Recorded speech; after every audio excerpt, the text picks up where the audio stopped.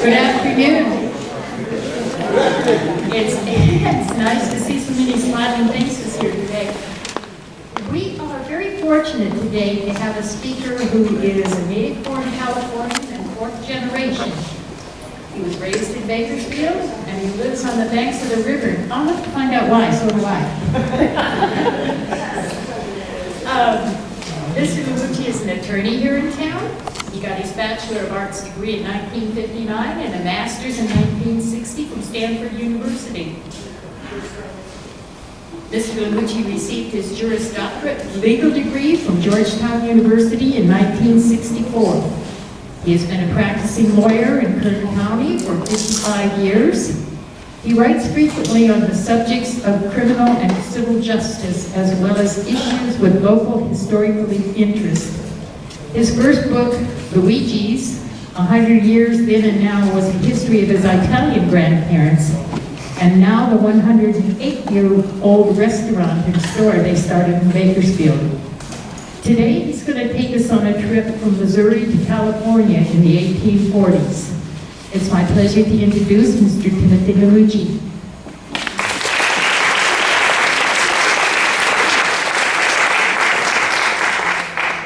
Thank you. How's the sound? Okay? All right, well, thanks very much for having me here to talk about the Williams, Hitchcock, Patterson family. My talk today is based upon a book that I wrote last year about the Williams brothers and their trip from Missouri to California in 1843.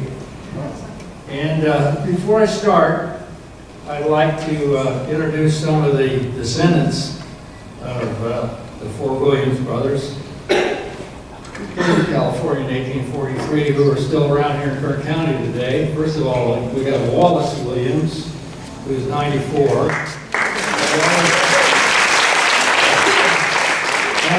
That's Wallace's great-great-grandfather, James Williams. And next, on the right side of James is Isaac Benjamin Williams, which is Wallace's great-grandfather. And then Isaac Benjamin had a son by the name of James Williams.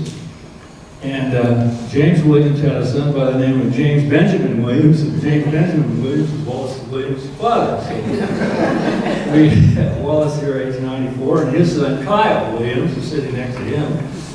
And Kyle runs the J.F. Williams ranch, 130-year-old ranch up by Granite Station. So we've got also, as I said, we've got Jane Davison back here, who's a cousin who, she and her husband Jack ran the ranch for a number of years. Sitting next to her is Lori Mizrahi, another cousin, Monica Sacco, and her daughter, Giovanna Sacco. So we're down to our 6th and 7th generations from the Williams brothers that came here in the 1840s. So I want to talk today about the Williams brothers and their trip to California.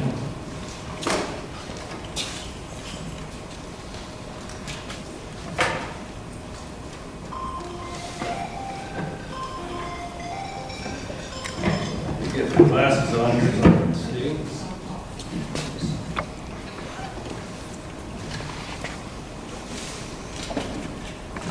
All right, so in May of 1843, this man here, James Williams, my great-great-grandfather, who was then age 29, and his brothers, John, who was 27, Isaac, who was 21, and Squire, who were 19, decided to leave their family's 650-acre farm in Jackson, Mississippi, which is right 10 miles from Cape Girardeau on the Mississippi River, and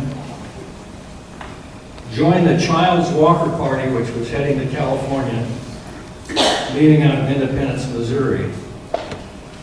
I didn't hear about the Williams brothers' trip to California for over 100 years after it happened.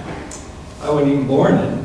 So it was in the early 1940s that I first heard about these guys, and the story was always carried on and repeated to me very often by my grandmother, Clara Williams, who was a member herself of an early Kern County pioneer family, whose ancestors came also from the East in the 1800s.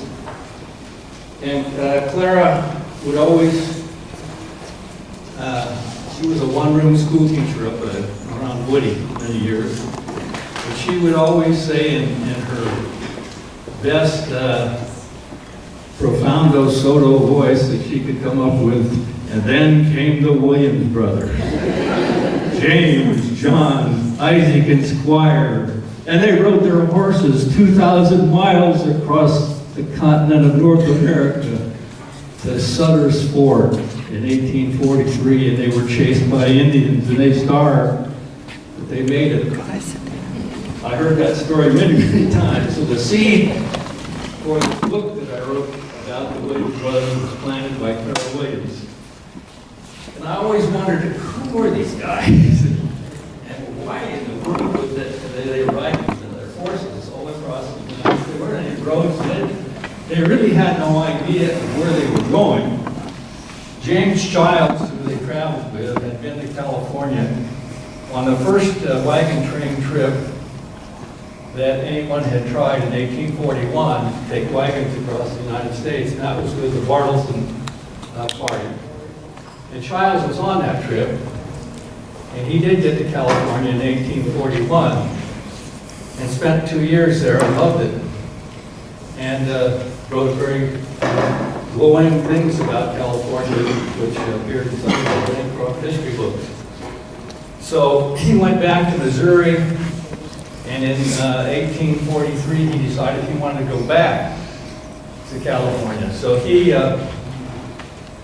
put together a group of people, and that was their goal. He had really no idea of where they were going, and he had no idea about how to get over the Sierras. But anyway, they started out.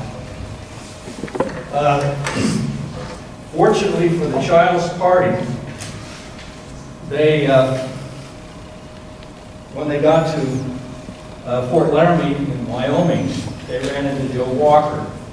A lot of you know who Joe Walker is. People in Kern County know him, Joseph Rutherford Walker. Walker's Pass is named after him, Walker Lake, Walker River. So fortunately they ran into Joe Walker, who was one of the probably most knowledgeable mountain men around in the 1840s. He had been to California. He'd been to Santa Fe in 1827. And then in 1833, he joined up with the Bonneville expedition and went to California. And on that expedition was also a relative of ours, Isaac Hitchcock. And I'm going to talk about Isaac Hitchcock later because he came back to California in 1844. But anyway, they ran into Walker at Fort Laramie. And from Fort Laramie on, they finally went to what was called Fort Hall in Boise, in Idaho, in the southeastern portion of Idaho. But one thing that occurred on that trip was that there was a journal that was written by a man by the name of Pearson Redding. Now, Pearson Redding was actually on his way to Oregon. There was a group of wagons that was going to take the Oregon Trail and go up the Platte River. I had a map that unfortunately don't have that on the CD. But anyway, that was the path that they were going to take up the Platte River, the North Platte River, go over South Pass, and then into Fort Hall, and then from Fort Hall they would peel off and go down into the Snake River, and then follow that down into the Willamette Valley. But anyway, Pearson Redding was on the original group that was going to go to Oregon. But they sort of interspersed with the Childs party all the wagons going up the North Platte would sometimes camp overnight together, and Pearson Redding got to know Childs and got to know the Williams brothers. And so he decided when they got to Fort Bridger that he was going to stay with the Williams group, with the Childs party. So, but anyway, this was a great epiphany for me. This guy kept a daily journal of the trip. And he was very good, very meticulous. I don't think he missed a day. From the time that he started out, he kept a daily journal of their trip. And so I had heard about the journal, but it was not until about 20 years ago that I actually found it. I got a copy of it. It was printed, it was reprinted in one of the, a historical quarterly report. So I got that journal, and now it's amazing how things have changed so much. 20 years ago, you couldn't find stuff like that. You had to go to Bancroft's and go up to Berkeley and look in the library. But now on the internet, it's just a wonderful thing. You can find lots of things like that. In fact, now you can even buy the Pearson journal on Amazon. It's actually printed on Amazon. And my book is going to be printed on Amazon shortly. I was hoping by the time that I came here to talk to you folks that it would be available on Amazon. I do have a publisher for the book, and it's been very frustrating. It's been so slow getting it ready to go public, but I'm hoping it'll be done shortly. But anyway, I based my book a lot on the Pearson Redding Journal. But before I go there, I wanted to talk about the motivation of the Williams brothers. It's always fascinating to me why a lot of these people would pick up and go from wherever most of them left from Missouri, because that is sort of the frontier area. And why they would do that. I mean, they would give up, the whole families of people would go. Of course, we know after 1849 why an awful lot of them went, for the gold rush. And then, of course, there was some places offered free land. But back in the 1840s, California was not part of the United States. It was part of the Republic of Mexico from 1810. And so, in fact, when Walker first tried to go into California in 1827, they went on the Santa Fe Trail. They got as far as New Mexico, and they were arrested by the Spanish authorities and told to get the hell out of here. You're not citizens of this country. You can't come in here. And they were going to keep them in prison, but they let them go on condition that they go back to where they came from. So in the 1840s, California was not part of the United States. What I write in my book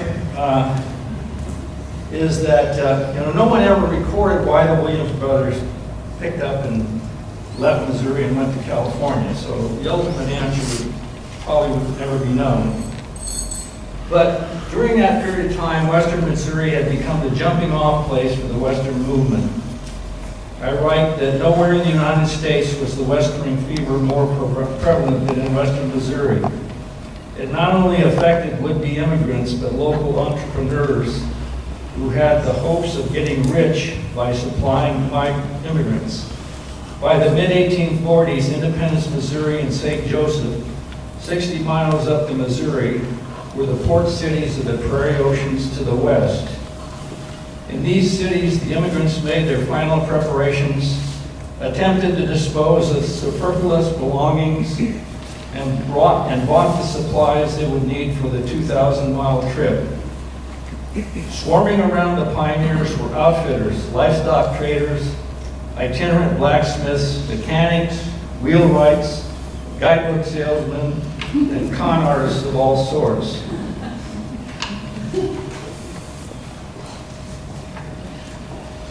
I write that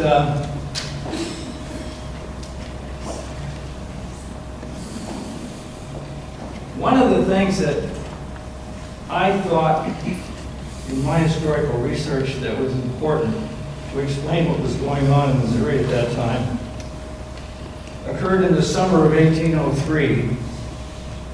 At that time, Meriwether Lewis and William Clark were going to begin their tour of discovery, exploring the route to the Pacific Ocean in the direction of President Thomas Jefferson.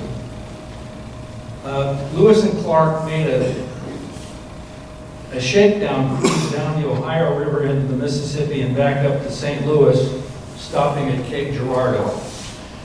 So Cape Girardeau was where the Williams lived 10 miles from there. At Cape Girardeau, Lewis and Clark were lavishly entertained by a local entrepreneur named Lewis Lorimer.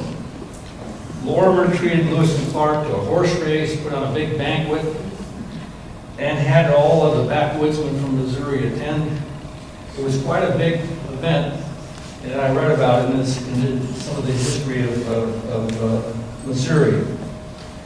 It would seem to me that some of the Williams family members would have attended. One of the Williams family members was a Mississippi paddleboat captain. So he was sort of an important guy in Cape Girardeau at that time. And the Corps of Discovery journey up and down the Mississippi was widely publicized in all the papers. People talked about it. It was a subject of intense discussion up and down the Mississippi and Missouri rivers. I would think that Joe Walker, who lived there in Missouri at the time and was an explorer, would have been there. That's just my personal interpretation. And it may have inspired Walker's journey to California in 1833 with the Bonneville expedition. I'm sure that Lewis and Clark, were great heroes to these people, what they did and what they were doing. So, I go on to write that free land in the West alone does not explain the fever. For one thing, the land in Oregon and California was really not free by the time a man had paid the price of reaching it. Whatever a man's motive might be, he could not simply pick up and leave. He had to have tents, guns, food, clothing, wagons, tools, and livestock for the long trip. This often cost more than a good farm in the newly opened Iowa or Wisconsin.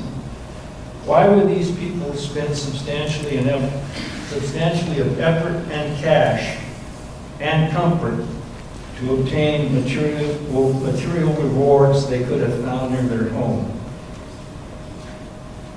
The answer seems to be part of the magnetism as old as the things that had pulled at the gut of Thomas Jefferson, Meriwether Lewis, William Clark, Jedediah Smith, Joe Walker, and the Williams brothers and thousands of others. It was not a vision of dollars, but something they could scarcely fashion into words, something which their gut feelings assured them existed somewhere out toward the western sea. The stir of that belief filled the Mississippi Valley during the 1830s and the 1840s. Bernard DeVoto, the great Western author, left us this explanation in his book, Mark Twain's America. The immigration was underway. Its great days were just around the turn of spring, and an April restlessness, a stirring in the blood, a wind beyond the oak's opening, spoke of the prairies, the great desert, and the western sea. The common man fled westward. The thirsty lands swallowed him insatiably. There is no comprehending the frenzy of the American folk migration. God's gadfly had stung us mad. This is probably as good an explanation as any. What matters is not whether fulfillment was attainable in reality, but rather that at long last, in the world's sad, torn history, an appreciable part of mankind thought it might be. That was both the torment and the freedom to go and look. So, after 6 months of hard and often dangerous travel, the Williams brothers reached their goal. Here's an entry from Pearson Redding's diary, Friday, November 10th, 1843. Left camp at 9 a.m., about 6 hours of brisk traveling across the American Fork of the Sacramento. Came inside of the Fort Nuevo Alicia, an extensive establishment owned by Captain John Augustus Sutter. This gentleman made us welcome, congratulated us on our safe arrival, gave us such information of this beautiful country as to induce most of our party to abandon going any further than the settlement of the Sacramento. And so, what I want to do now is read to you from some of the excerpts from Pearson's diary. And you can see that he does write well.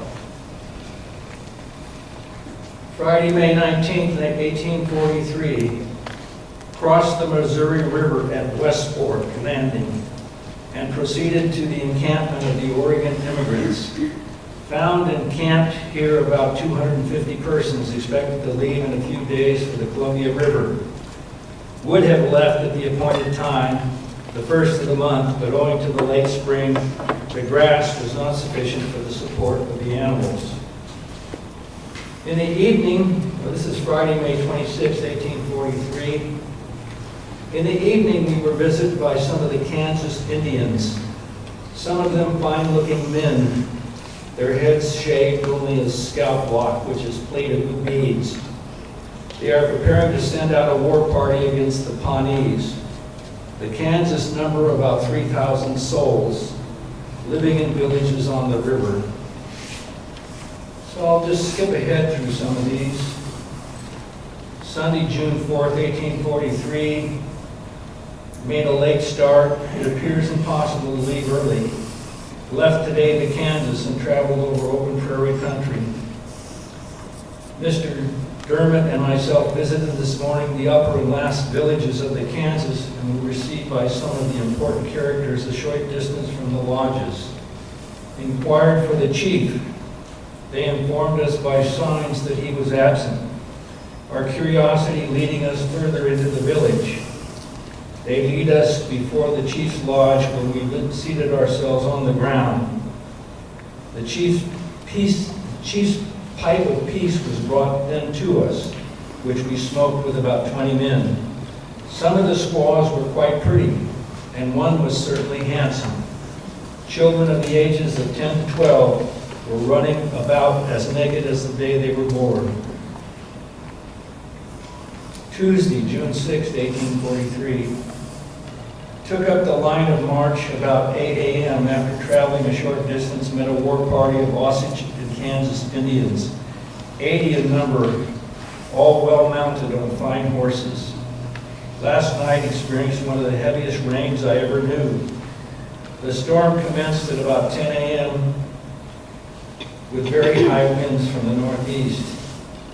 Most of the tents were blown down, placing the occupants, women and children, in the most pitiful condition. Our tent was well pitched and based and weathered out the storm. The whole atmosphere seems charged with electric fluid, and during some 5 hours seemed a continuous blaze.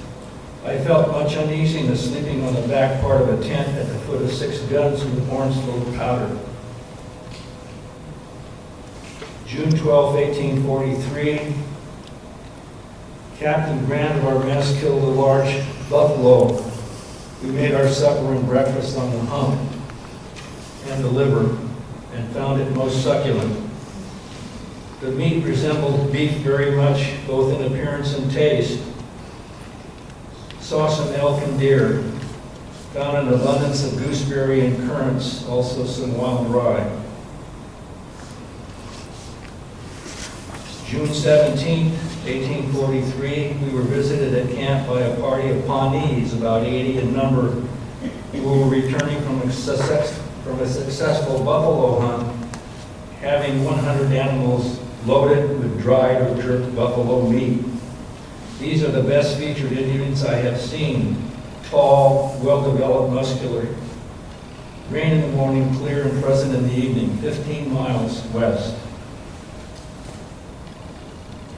June 22nd, 1843, saw some buffalo, killed only 2 or 3 antelope. Camped early in hard rain with much thunder, cold wind from the north. Our clothing and blankets are wet and no wood to make a fire. An uncomfortable night for us, sleeping in wet clothes on the ground in a cold night without a fire, without dinner or supper, is to me rather hard, and there is no remedy. June 24th, 1843, traveled 14 miles, camped on the river, no timber. We now cook with dry buffalo dung, which serves as a tolerable substitute for wood.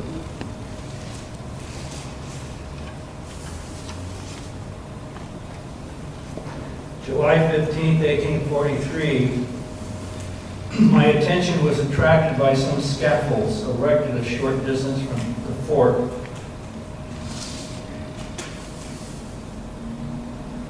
Which on examination proved to be a place of deposit for the dead. A singular custom prevails with many tribes of Indians of placing the bodies of the dead on scaffolds erected some 8 to 10 feet high. Around the body is wrapped a buffalo robe or blanket. Also deposited with it all movable property such as pots, bows, arrows, spears, etc., which belonged to the deceased while living, and frequently the favorite horses killed for the deceased to ride in the other world. After the flesh has entirely decomposed, the relatives take the bones, paint them with vermilion, and place them on a scaffold about 5 feet high near the one where the body was first laid. Their superstition leads to belief that the Great Spirit is pleased with such an offering and will manifest it toward the deceased in the next world by giving him gifts of a beautiful hunting ground, abounding with game, ever remaining young and having handsome squaws. Not bad. July 16th, they ran into some mountain goats. They are about the size of our common sheep, covered with a long coarse hair, dirty brown color, which hangs several inches below the belly. Very large horns in the shape of a goat's, though much larger. I would suppose the horns to weigh 25 pounds. The flesh is certainly the most delicious of any I have ever eaten.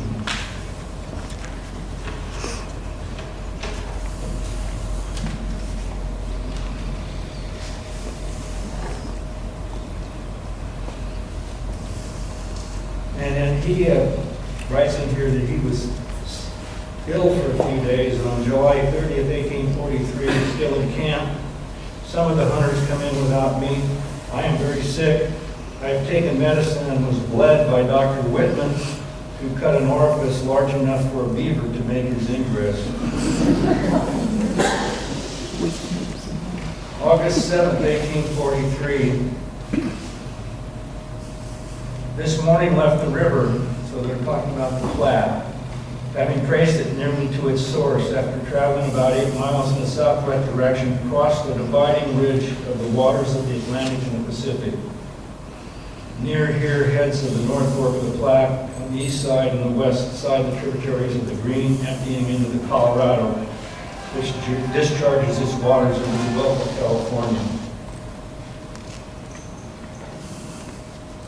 August 9th, 1843, left camp at 8 a.m. In a few hours' travel, stopped and buried one of our company who died at 9 a.m. in a wagon. His name was Stevenson and from Kentucky. His disease, congestion of the brain. Deposited the remains of this poor fellow on the bank of a creek far distant from his native home. In all probability, none of his relations will ever know his resting place. Covered his grave with large stones to prevent the wolves from digging up the body.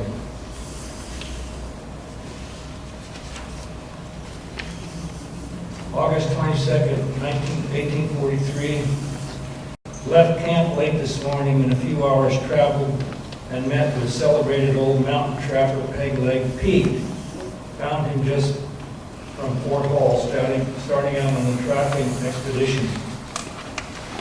Passed today a large camp of Snake Indians. Suppose there were at least 800 persons. They have about 400 good horses, were friendly and traded with the country, selling horses for blankets, tourniquets, knives, etc. We made 24 miles. So then they got to Fort Hall. Now at Fort Hall, which is in southeastern Idaho, the party split. They were running out of provisions. Once they got past South Pass, there weren't any more buffalo, and it was hard to find elk or deer. So at Fort Hall, they tried to get provisions, and Fort Hall was owned by the British at the time, because at that time, you know, England had a claim on everything, Northern California, Oregon, Washington, Idaho, and all that, the Northwestern Territory. And so the guy at Fort Hall was a agent of the British trading company, and didn't want to provide them any provisions, and they almost had a small war with them. But so the plan was they were going to split the party. They were still with Joe Walker. So Joe Walker was going to take the wagons and the women and children and continue on the route that he knew of, the Humboldt River to the Sierras, and then travel down the eastern face of the Sierras and go over Walker Pass here in Kern County, and then down into the valley, and then up the valley to Sutter's Fort. So Childs and a group of 13 men, including the 4 Williams brothers, the plan was for them to take their horses and the pack animals and leave Fort Hall and go to California, go to Sutter's Fort. The plan was they were going to get supplies and come back and meet Walker somewhere in the mid-Sierra. They had absolutely no idea where they were meeting. But anyway, that was the plan. So we're still going on with Pearson's, some of the entries. August 31st, 1843. Our camp was honored by a visit of about 50 Snake Indians. They appeared very civil, smoked with them for some time. One old withered crone who looked worse than the witches of Macbeth was particularly desirous to sell me a young and quite pretty squaw for a camp keeper and cook. The price she set for this copper-colored damsel was a bungo, the Snake word for horse. At my refusing to strike a trade, she left camp in a great fit, spitting out all the maledictions her tongue could make use of. All right, so we're back now then to the split of the party. So on September 16th is where they split. So Walker leaves with the wagons, women, and children, and he does eventually make it to Sutter's Fort, but it's a long and arduous trip. They go to the Humboldt River into the area around Reno, Nevada, that area, Carson City, go south along the Sierras, finally coming to Walker's Pass, come over Walker's Pass. A lot of the people wanted to go up the valley to right away to Sutter's Fort, but the valley was very dry, and Walker decided there was no game available, so he took them over to the Coast Range. And they went to the Coast Range and then went up the Coast Range and worked their way up and finally into Sutter's Fort. So it was a long trip. But here goes the other party with Childs, and lists the name of the people in his diary. And among them is James Williams, John Williams, Isaac Williams, Squire Williams, and myself, Pearson Redding. All right, so this turns out to be an 800-mile trip from Fort Hall around through, they go down the Snake River into southern Oregon, eventually into northern California, and eventually into Sutter's Fort. But this was really a rough trip. Wednesday, September 20th, 1843, this is after they left Fort Hall, set off in a snowstorm, very high winds from the west, very cold. After traveling about 10 miles, were obliged to camp from the severity of the storm. Storm continued during the day, covering the ground about 4 inches depth. Suffered from very much cold. Our camp very unprotected, being made in some willows on the bank of the river, with scarcely wood enough to cook with. Our poor animals are standing around camp, drawn up with cold, their heads turned from the driving blast. Ourselves in a bunch of willows about 6 feet high with blankets over our shoulders, shivering by a small fire not large enough to warm a room 10 feet square.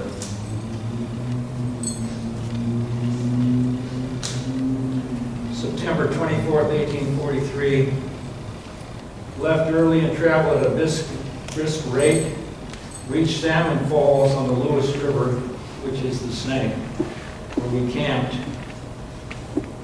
Found here about 200 Indians with plenty of dried salmon, but none fresh. Traded for fish, but did not find it very good. These are the most miserable creatures I have yet seen, many of them entirely naked, living on fish alone. Their huts are made of rushes and are both small and uncomfortable, 22 miles.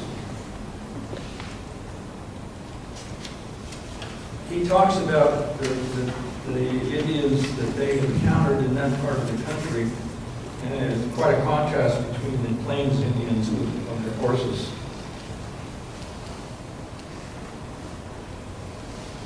October 2nd, 1843, we will be the first party that ever attempted to pass through from Fort Hall to California. Captain Payette, who has been west of the mountains for 33 years, informs us that he has traveled to some lakes on the course we shall take, but knows nothing of the country beyond. Says the Indians are very bad, having killed many trappers who have been in the employ of the Hudson Bay Company. The mountains he also represents as being high and rugged. After some consultation, we determined, although our party is too small to be safe, to set off in the morning through this unexplored region, believing a southwest course from this place would be at least the shortest distance to the California Valley. Most unfortunately for us, we are not able to furnish ourselves with provisions, the fort having had scarce enough for our own demands. October 10th, 1843, early this morning, a large number of Indians made their appearance and began to crowd into our camp. Deemed it prudent to leave this place as soon as possible, as the character of this tribe is very bad, having killed several white men in their attempt to trap this stream.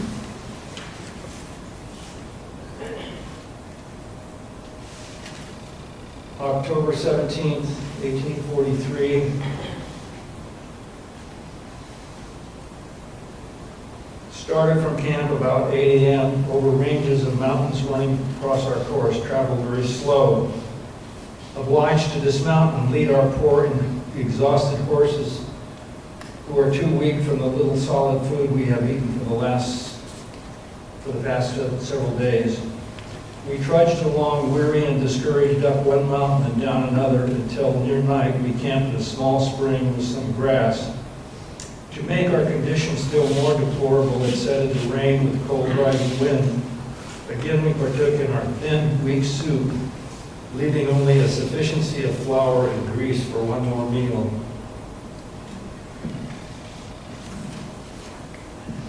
October 19th, we delayed in starting in consequence of snow and rain, which fell last night.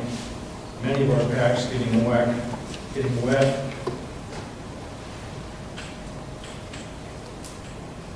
October 26, 1843, saw many Indians who avoided us. They are perfectly wild. attempted by signs to call them, but without success, came to a village which they had just deserted. Their houses are built underground in a large pit or hole covered with earth supported with cross poles and a small opening about 2 or 3 feet in diameter, which serves for both chimney and door. What these poor devils live on is more than I can imagine. The country is entirely destitute of game and fruit. We are certainly able to speak as regards the resources of this country by way of edibles, having eaten nothing since Tuesday morning. In this condition, we suffer very much, not only from pain of starvation, but from fatigue of walking as we begin to grow weak. Walk we must, the mountains being so steep that our horses can barely climb them alone. We have traveled hard all day and only made 20 miles. October 27th, we set off this morning in a not pleasant mood. The company appears disheartened and discouraged. Nothing but high mountains before us. Our horses begin to fail very fast, and ourselves are now 4 days since eating only one solitary mouthful.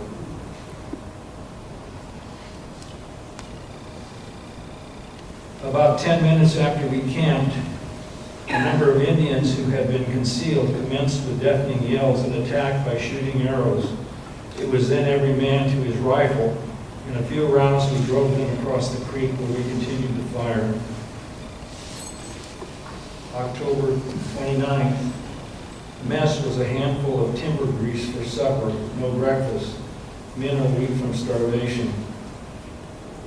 October 30th, in searching for our horses and mules, found 3 dead and several missing, having been shot with arrows by the Indians in the night, about 200 yards from camp.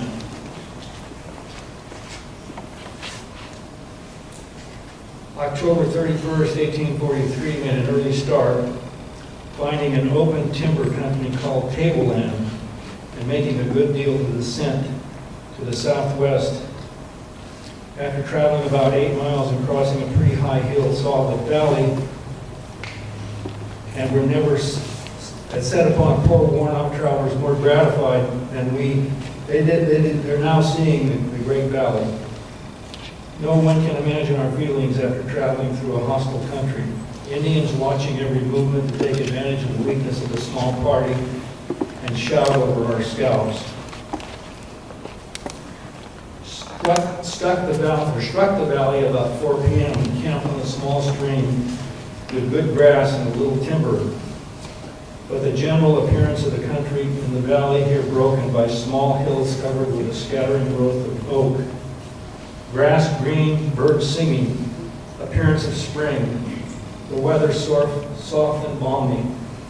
Heaven has so far prospered us, and thanks to the great giver of all good for our success.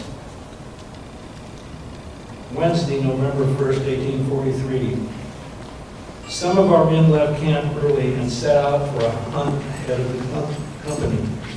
After leaving camp about 2 miles, found them with 2 deer, which they had killed. Stopped, unpacked, threw away our pack of mule, and made a plentiful repast of good venison. Traveled through a beautiful country about 16 miles and camped on a creek 10 yards wide. We killed 2 large grizzly bears. Saw 7 of them this morning in this place. Country is broken in small hills, 16 miles. Indians followed us and yelled at our venison camp.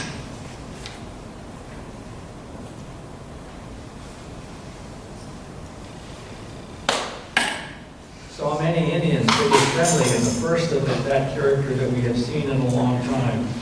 On their approach, they were rather timid and brought with them a kind of bread made of acorns, which they offered as a token of friendship. They came with us several miles naked. Friday, November 3rd, 1843, continued our course down the east bank of the Sacramento, the valley gradually growing wider as we descend, the river passing through the middle, skirted with a growth of oak and sycamore and some ash. The climate is most delightful. The grass and the trees are as green and fresh as the latitude of Philadelphia in the month of May. We saw plenty of deer, elk, and bear. Of the latter, we saw a great many. They are so numerous as to have large paths worn 5 to 6 inches below the surface of the earth. Today, without hunting, saw 14 grizzlies. November 14th, saw today many Indians who appear to be very friendly, disposed to offering us presents, anything they possessed. They appear to live almost entirely on acorns, which they roast and beat into a kind of flour, and then make into cakes, which they cook on hot stoves. Their huts are rushes in oval form ranged along the bank of the river. The men are entirely naked. Many of our hundreds, out of many hundreds, I have not seen 10 of them provided with anything in the shape of clothing. The women wear a small apron or of bark about 6 inches in length and 4 inches in width, which is suspended in front by a small string of the same material around the waist. In this manner, they know as little shame as Mother Eve did before sinning. I think to these Indians, the term nature's children can be applied with great propriety.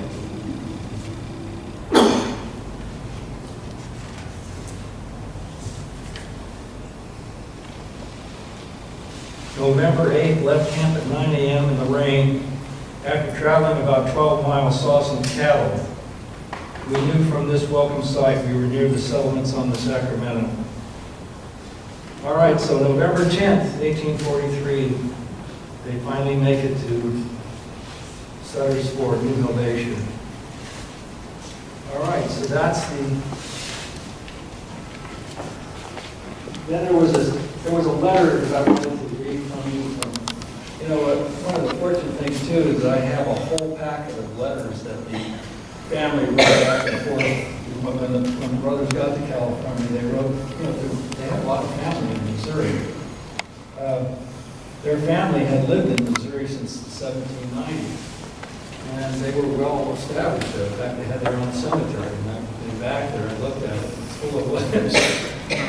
So there's a lot of correspondence back and forth between the brothers and the family. And here's James Williams writing back to the family on March 22nd, 1844. By the above date, you will foresee that I am in Upper California.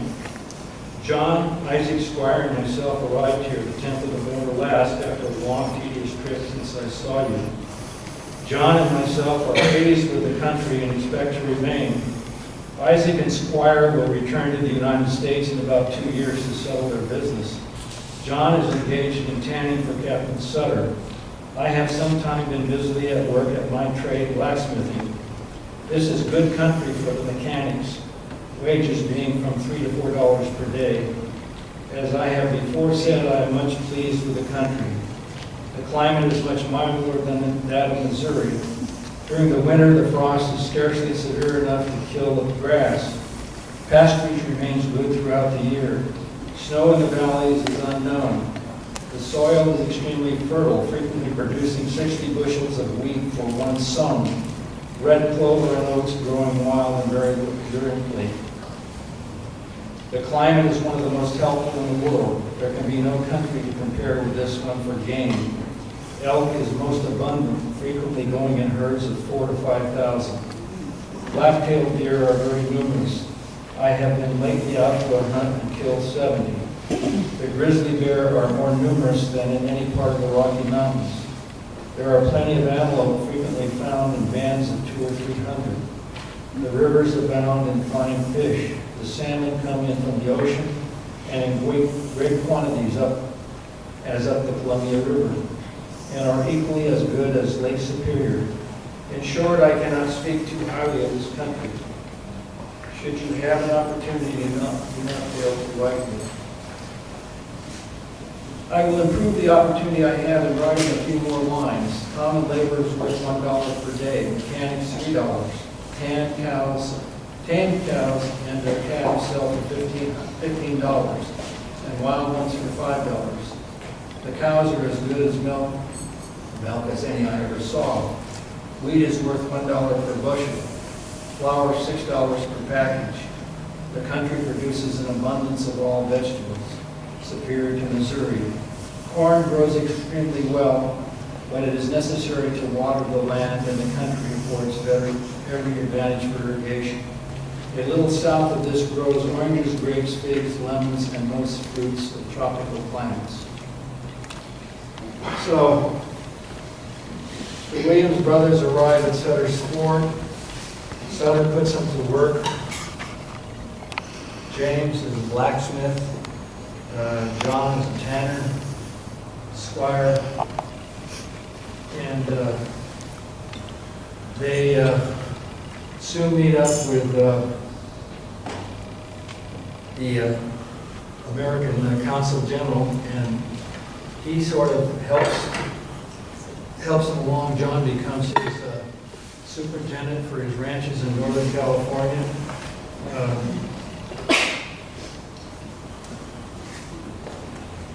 The Consul General is Larkin, and Larkin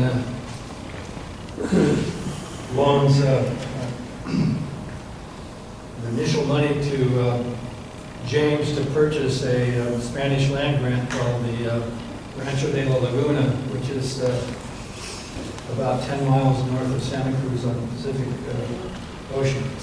So that's half the story. The other half I'm going to go through real quickly, because the two Williams brothers, James and Isaac, end up marrying two ladies from Missouri who come to California the next year in 1844, and that's on the Stevens Murphy party, Elijah Stevens.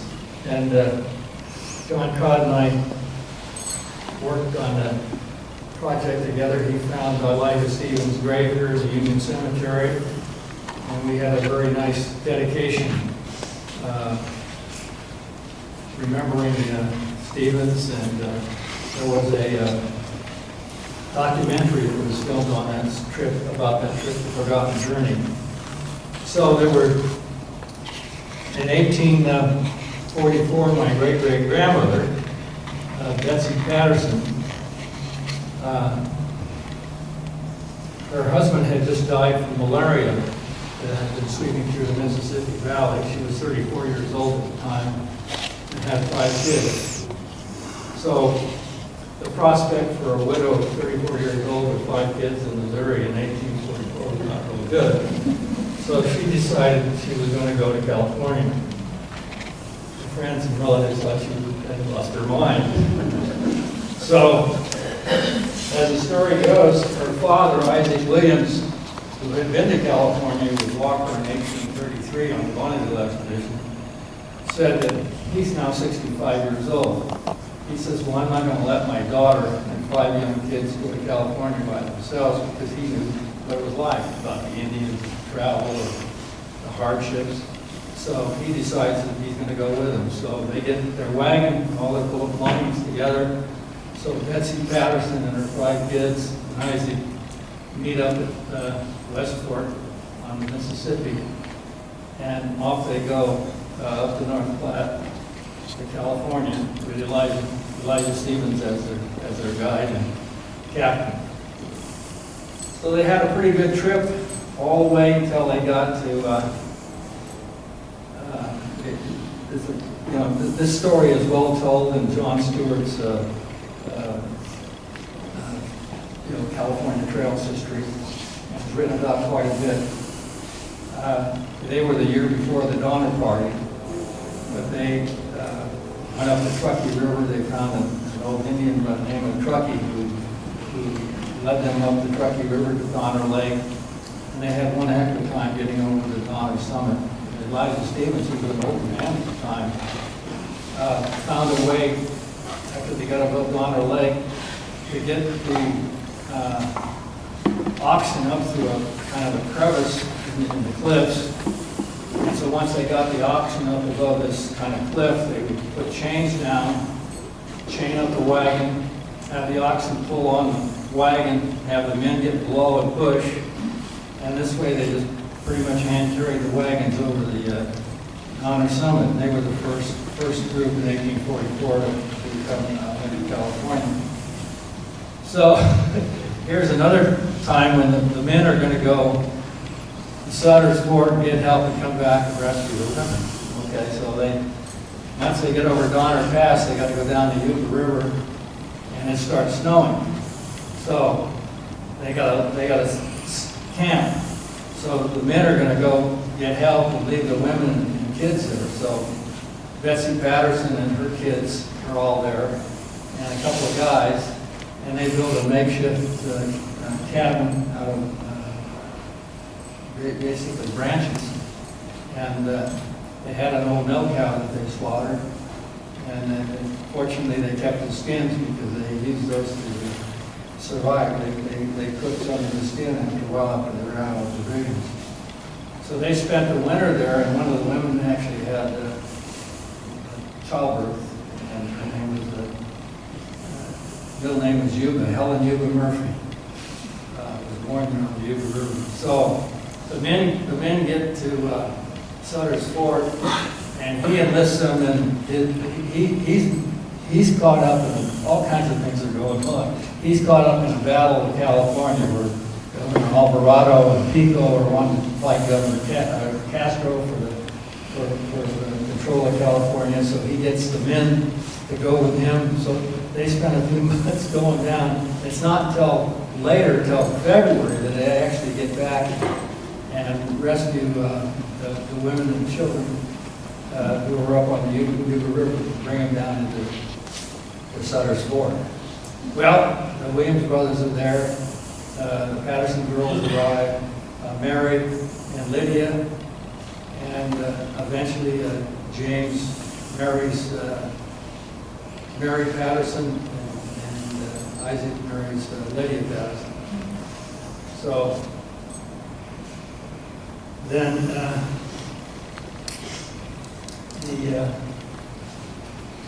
the guy on the right there is Isaac Benjamin Patterson, and he's the one that eventually ends up in Kern County and starts the J.F. Williams Ranch up by Granite Station with his son James Williams, and he was descendants that I introduced you. So that's kind of the story. It still goes on. There's still a lot to be uncovered and stuff. You know, they had quite extensive life in the Santa Cruz area. And one thing I'd like to just kind of close on is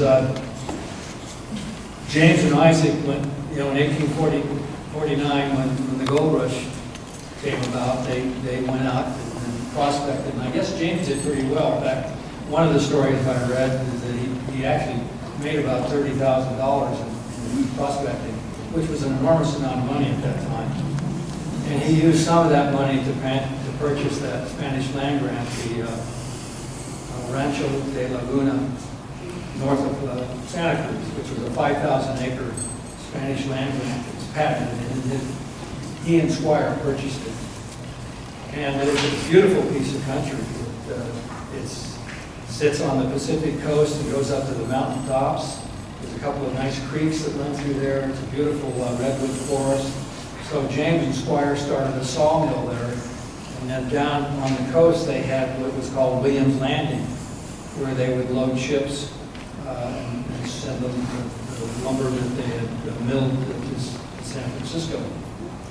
So at one point, James and Squire married, and the kids, and Betsy Patterson were all living in a big house that James built right there on the coast, overlooking the Pacific Ocean.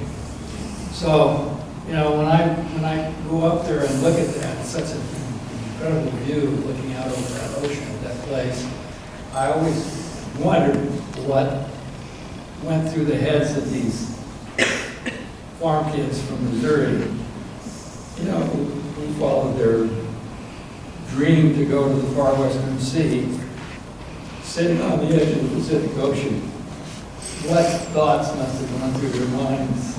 I sure would have liked to have been there to interview. So, thank you so much. If you have any questions, comments, or anything, you can do that. Yes?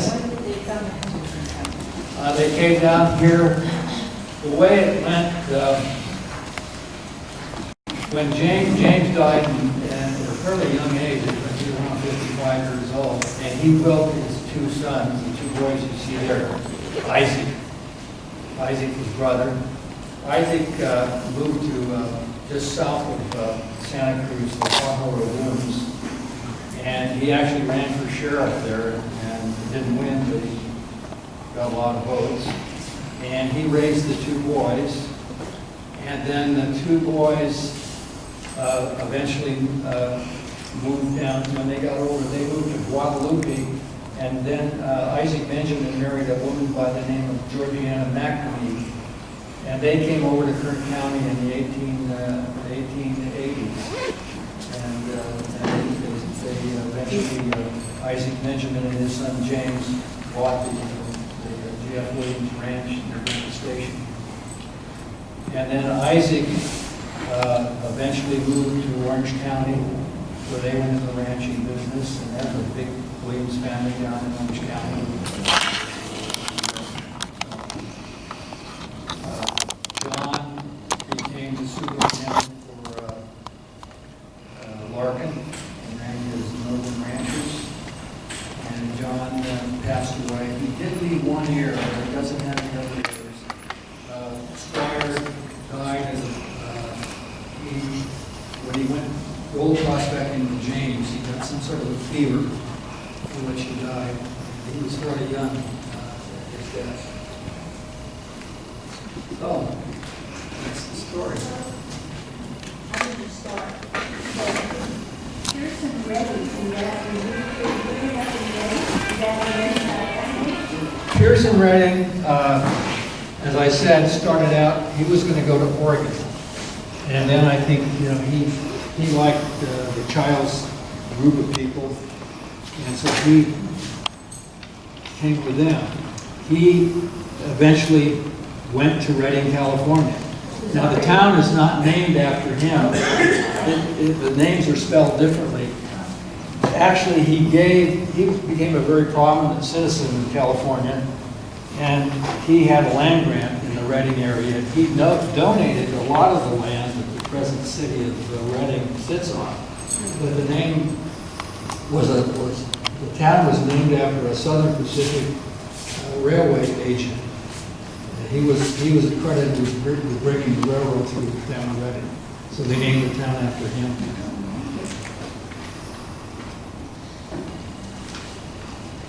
Yes. What part of Missouri were they from?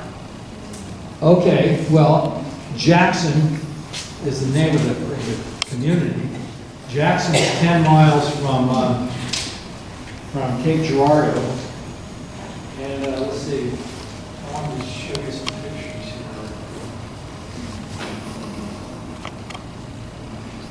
Now this is Jonathan.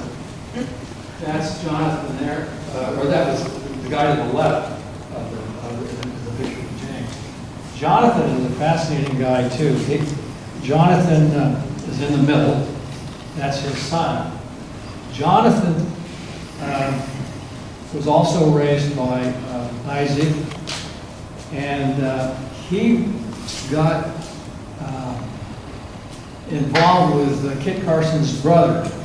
And Kit Carson convinced him that he knew where there was a fabulous gold mine down in Arizona. So Jonathan, Kit Carson's brother, and the cousin William Williams, which was Isaac Williams' first son, all went down searching for this gold mine in Arizona. And of course they didn't find it. But Jonathan liked the country so much, he remained there and lived his whole life and ran an Indian trading post in Blue Canyon, Arizona, in Apache Company country. And his daughter, Billy Yost, who became quite a Republican, I don't know if she ran for she ran for some office in Arizona, wrote a book called Diamonds in the Desert that tells the story of Jonathan Patterson and his life on the Indian reservation in Arizona. It's quite a fascinating book. So that's the Jonathan's family. And one other interesting fact about here's the Williams. There's on the far right is Wallace's father, James Benjamin. There's Isaac Benjamin in his later years.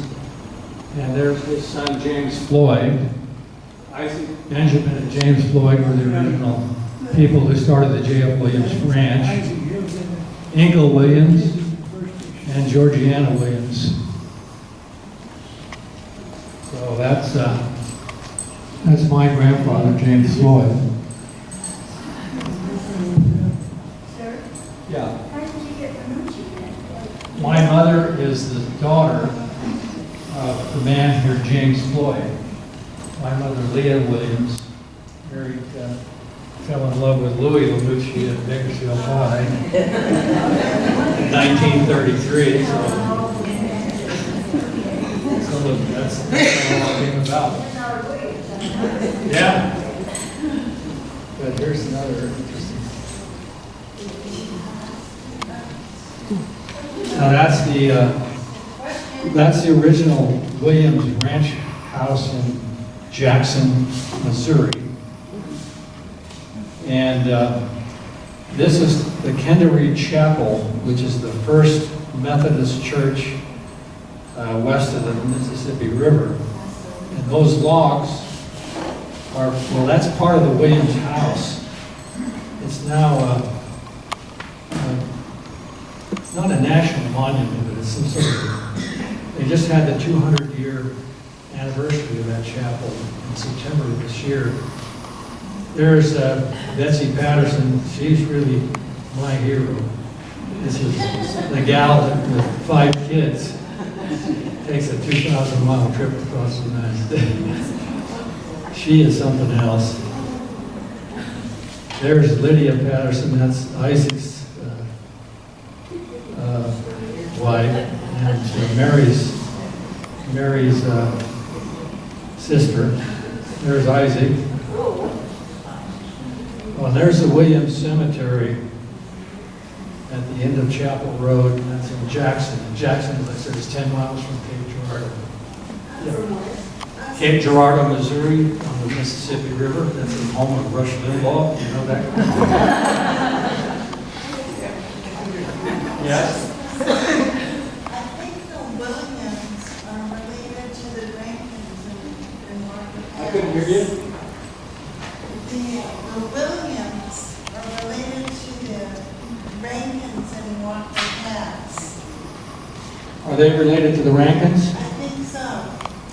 I think by marriage or some marriage. They're intermarried with a lot of the older families.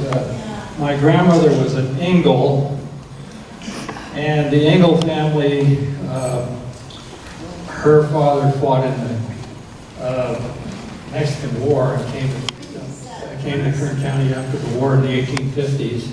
And they lived at what's called Long Tom, which is just below Granite Station. They had a ranch there. In fact, there's a grave, there's a cemetery there where all the Ingle people are buried. And also that's called the Five Dog Ranch. Yeah, that's where they all came from. And then they intermarried with the Stockton family. The Stockton family is huge. And then Isaac Hitchcock, his family, some of their heirs ended up in Kern County. There are quite a few of the Hitchcock descendants who live in Kern County. The first picture of the Williams brothers is in the Rankin Ranch house. So I think that they're related through Lavinia Williams and Well, William Williams. There was the Lightners, and they're all interrelated to the Sewells, Lightners, And those are all the people who lived in the Walker Basin area. Basin. Yeah.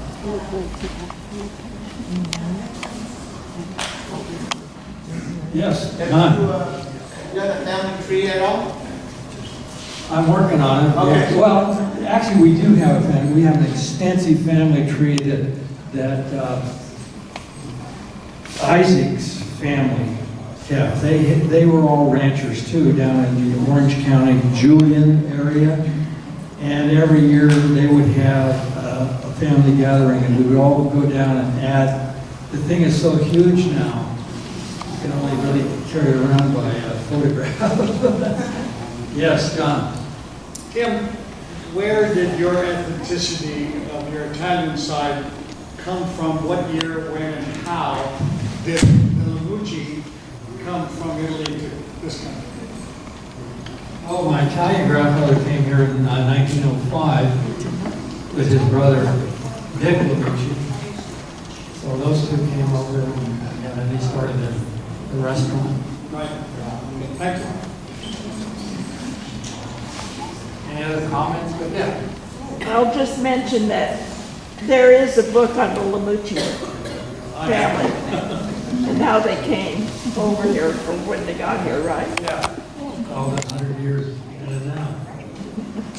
But this book I'm hoping will be on Amazon shortly. I have the final version sitting on my desk that I have to edit and send it back to the publisher. And hopefully that's the end of it. There's another part. Oh, No. You did the final version of this? Yes. Oh. This was something I just had done myself, but then I submitted it to a publisher and they said, okay, well, we'll publish it. And then we added some things, so we had to, So we can get it on Amazon if we wait for that? Yes. Oh, okay. I was gonna bring some today, but you can't sell books. Okay.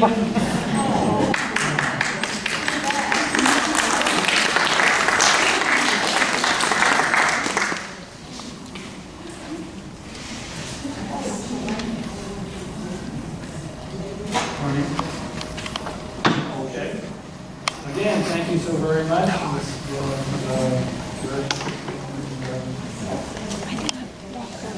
Educational experience. Thank you.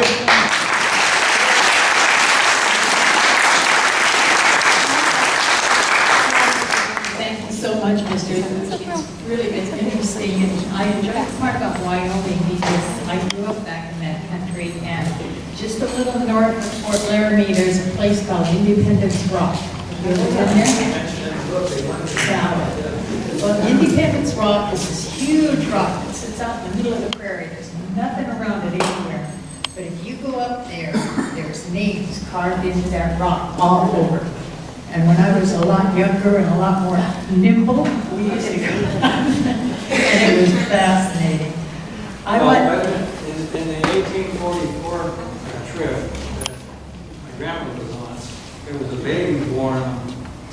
There were two babies born on the trip. One was born at Independence Rock, and they called her Mary Independence Murphy. If you're in Wyoming, it's fascinating. Mary Yuba. Yeah, the climate in between the rattlesnakes and the ice, though. So, Mr. Lemucci, I want to thank you so much for being here with us today. Perhaps you'll stick around and answer some questions that we didn't get to. There are still some refreshments over here if you're a little hungry or you want a cup of coffee or something.